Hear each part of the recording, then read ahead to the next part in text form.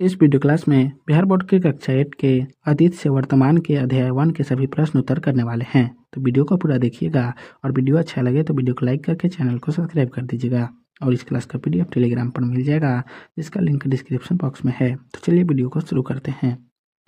अध्याय 1 है कब, कहाँ और कैसे, जिसका पहला प्रश्न है प्राचीन काल में मनुष्य की जिंदगी में आने वाले 5 प्रमुख परिवर्तन क्या हो सकते हैं।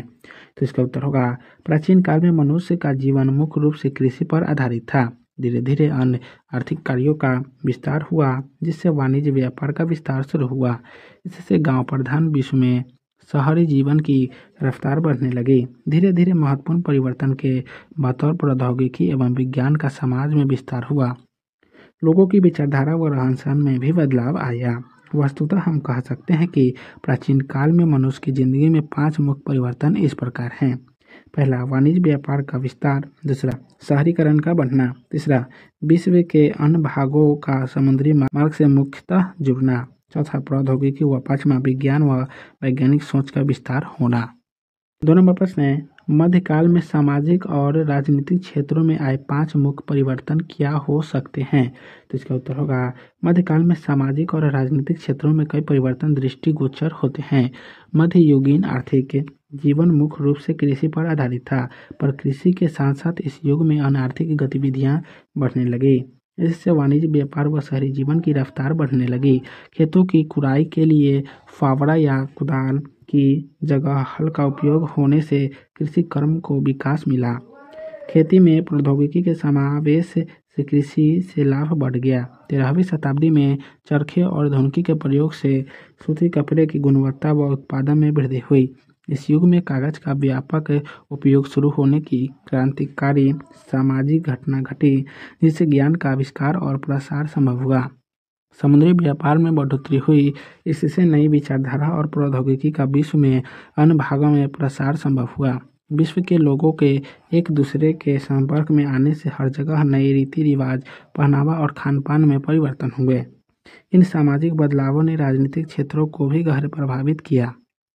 अन्य देश में व्यापार करने जाने के बहाने प्रबल यूरोपीय शासक अन्य विश्व भूभाग पर अपने उपनिवेश बसाने लगे। वे अन्य देशों की शासन व्यवस्था की अपने अधीन करने लगे। शोषित देशों के साथ आपसी झगड़े में व्यस्त होने से फूट के कारण इन हो गए। अपने देशों को विदेशी हुकूमत से मुक्ति दिलाने के लिए एकजुट होने लगे। फ्रांस और अमेरिका में हुए जन विद्रोह के बाद वहां बनी गणतांत्रिक सरकारों के प्रभाव से अन्य देश भी राष्ट्र के रूप में संगठित होने लगे। इन अधीन देशों में भी जन विद्रोह होने लगे और वहां के शासक परिवार के लोग व सामंत व आम जनता विदेशी शासन के खिलाफ विद्रोह कर अपने देश को स्वतंत्र करने में लगे गए। 3 नंबर प्रश्न है साम्राज्यवाद किसे कहते हैं। तो इसका उत्तर होगा सैनिकों के द्वारा अथवा अन्य तरीकों से विदेशी भूभाग के प्रदेशों को अपने अधीन कर अपना राजनीतिक प्रभुत्व स्थापित करने को ही साम्राज्यवाद कहते हैं। 4 नंबर प्रश्न है अत्याचार और शोषण के शिकार हमारे देश में किस प्रकार की सरकार है, उसके नीति निर्देशक सिद्धांतों पर चर्चा करें। जिसका उत्तर होगा हमारे देश में वैसे राज्य सरकारें अत्याचार और शोषण के शिकार हैं जो केंद्र में बनी सरकार की पार्टी या राजनीतिक संगठन से अलग हैं।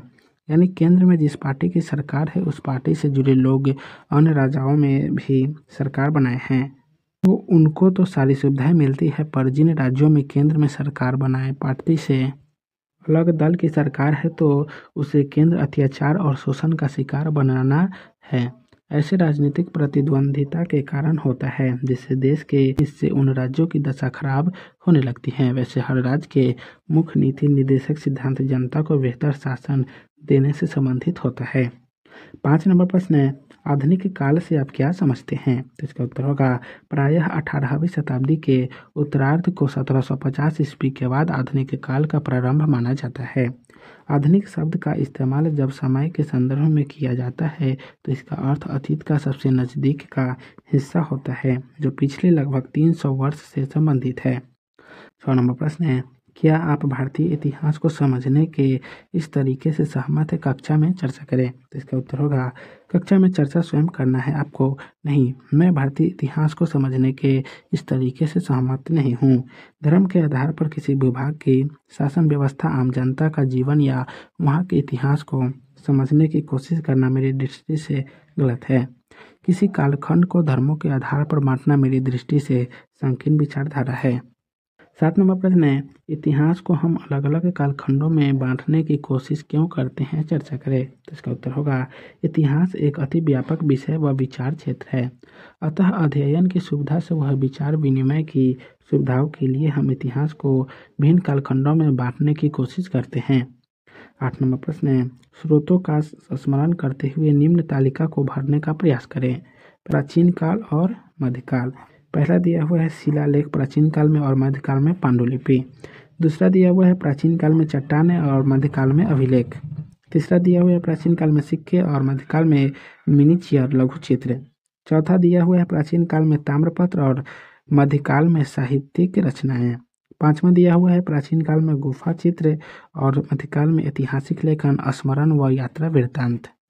9 नंबर प्रश्न है, आप अपने जिले के रिकॉर्ड रूम में जाकर अपने जिले से संबंधित क्या क्या जानकारियाँ प्राप्त करना चाहेंगे? इन जानकारियों की एक सूची बनाएं। तो इसका उत्तर होगा मैं अपने जिले के रिकॉर्ड रूम में इन जानकारियों को प्राप्त करना चाहूँगा। मेरे जिले की आर्थिक विकास दर क्या है? यहाँ कितने प्रतिशत लोग साक्षर हैं? निरक्षरों का प्रतिशत क्या है?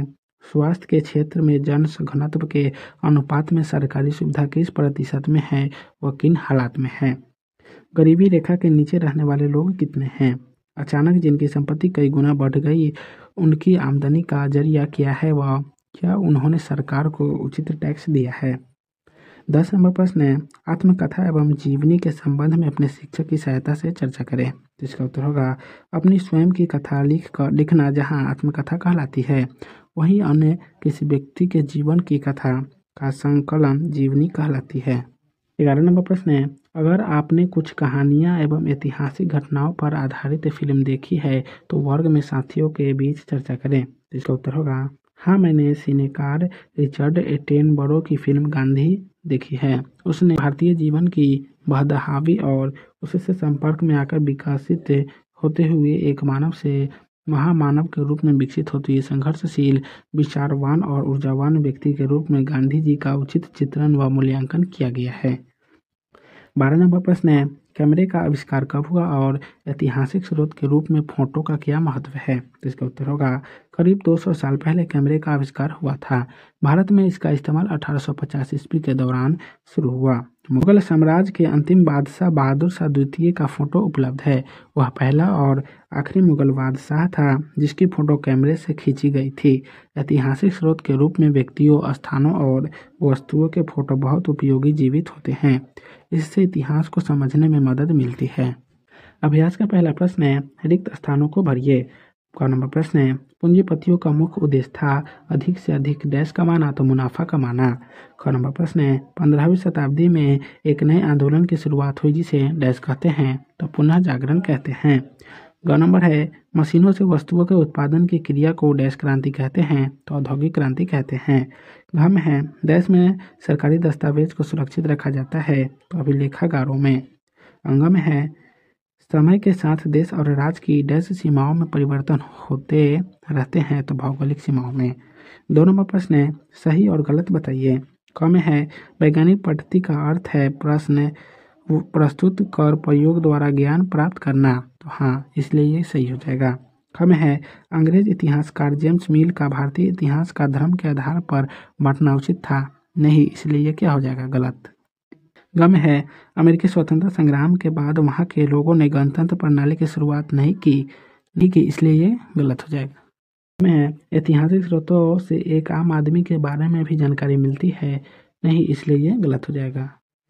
अंग में है, आज़ादी के पहले हमारे देश की जो भौगोलिक सीमा की आज़ादी के बाद भी वही रह गई थी, इसलिए ये भी क्या हो जाएगा? गलत हो जाएगा। ये विचार करें का पहला प्रश्न है, मध्यकाल और आधुनिक काल के ऐतिहासिक स्रोतों में आप क्या फर्क पाते हैं? उदाहरण सहित लिखिए। तो इसका उत्तर होगा मध्यकाल के ऐतिहासिक स्रोत जैसे अभिलेख पत्थरों, चट्टानों, ताम्रपत्रों, पांडुलिपियों की मदद से कुछ खास लोगों, विशेष शासकों के बारे में कुछ ही जानकारियाँ मिलती है, पर आधुनिक काल में ऐतिहासिक स्रोतों की संख्या अधिक व व्यापक जानकारी वाले और अधिक प्रामाणिक हो गए। आधुनिक युग में इन स्रोतों की संख्या और विविधता में और भी वृद्धि एक स्पष्ट उदाहरण से इसे समझा जा सकता है। मध्यकाल में हाथ से पांडुलिपियां बनती थी, जिसकी संख्या बेहद सीमित होती थी, पर आधुनिक युग में छापेखाने प्रेस के आविष्कार से सरकारी विभाग की कार्रवाई तक के दस्तावेज की कई प्रतियां बनना संभव हो गया। इन महत्वपूर्ण दस्तावेजों की प्रतियां को अभिलेखागारों एवं पुस्तकालयों में देखा जा सकता है। अब ये भी बड़े महत्वपूर्ण ऐतिहासिक स्रोत साबित हो रहे हैं। 2 नंबर प्रश्न है, जेम्स मिल ने भारतीय इतिहास को जिस प्रकार कालखंडों में बांटा उससे आप कहाँ तक सहमत हैं? तो इसका उत्तर होगा 1817 ईस्वी में स्कॉटलैंड के अर्थशास्त्री, इतिहासकार और राजनीतिक दार्शनिक जेम्स मिल ने 3 खंडों में history of British India, British Bharat का इतिहास नामक एक पुस्तक लिखी। अपनी इस कविता में जेम्स मिल ने भारत के इतिहास को हिंदू, मुस्लिम और ब्रिटिश इन 3 कालखंडों में बांटा। यह विभाजन इस विचार पर आधारित था कि शासकों का धर्म ही एकमात्र महत्वपूर्ण ऐतिहासिक परिवर्तन होता है। कालखंड के इस निर्धारण को उस वक्त लोगों ने मान भी लिया, पर ऐसा करना गलत था कि किसी भी स्थान या देश के इतिहास का निर्धारण मात्र उस देश के शासक के धर्म पर नहीं होता। इसके पीछे कई कारक होते हैं, जिसमें आर्थिक, सांस्कृतिक, वैचारिक और राजनीतिक आदि कारण शामिल होते हैं। जेम्स मिल का भारतीय इतिहास के कालखंड को बांटने का जो आधार है, यानी शासकों का धर्म ही ऐतिहासिक परिवर्तन का आधार है, बेहद दकियानुसी विचार है और मैं ऐसे संकीर्ण विचार से सहमत नहीं हूँ। 3 नंबर प्रश्न है, सरकारी दस्तावेजों को हम कैसे और कहाँ कहाँ सुरक्षित रख सकते हैं? तो इसका उत्तर होगा अभिलेखागारों एवं पुस्तकालयों में हम सरकारी दस्तावेज को सुरक्षित रख सकते हैं। साथ ही तहसील के दफ्तर, कलेक्टर, कमिश्नर के दफ्तर, कचहरी आदि के रिकॉर्ड रूम में भी सरकारी दस्तावेजों को सुरक्षित रखा जाता है। अब तो CD बनाकर भी सरकारी दस्तावेजों को सुरक्षित रखा जाने लगा है। 4 नंबर प्रश्न है, यूरोप में हुए परिवर्तन किस प्रकार आधुनिक काल के निर्माण में सहायक हुए? इसका उत्तर होगा आधुनिक काल के निर्माण में यूरोप में हुए परिवर्तन ने बहुत महत्वपूर्ण भूमिका निभाई। यूरोप में पुनर्जागरण का आंदोलन फैला। इसके तहत लोगों ने आंदोलन कर स्वतंत्र रूप सोचना शुरू किया और राजनीतिक के इसका असर विश्व के अन्य भागों में भी हुआ, जिसके परिणाम स्वरूप आधुनिक युग में कई देशों में गणतांत्रिक सरकारें की स्थापना संभव हुई। साथ ही यूरोप में शुरू हुई औद्योगिक क्रांति का असर पूरे विश्व पर पड़ा। लगभग हर देश इससे प्रभावित हुआ। इससे अन्य देशों में भी लगा और मशीन पर और उससे बने सामानों पर लोग निर्भर होने लगे। इन यूरोपीय घटनाओं ने आधुनिक काल की प्रगतिशील दुनिया के निर्माण में महत्वपूर्ण भूमिका निभाई। तो आज के इस वीडियो क्लास को यहीं समाप्त करते हैं, फिर मिलेंगे नेक्स्ट वीडियो में। तो आप सभी को वीडियो देखने के लिए बहुत बहुत धन्यवाद।